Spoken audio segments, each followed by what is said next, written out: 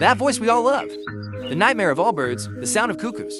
When they find a suitable bird's nest, the father approaches the nest and attracts the birds. The mother bird quickly enters the nest. She takes one of the eggs and lays her own. And the landlords don't know what's going on. Cuckoo chicks are just as cruel.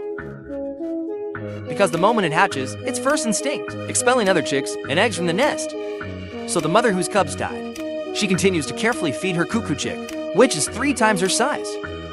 But the cuckoo bird, if it chooses the wrong nest to lay its eggs in, can be the prey of an angry mother, and clever birds like crows. They recognize chicks and eggs that are not their own and remove them from the nest.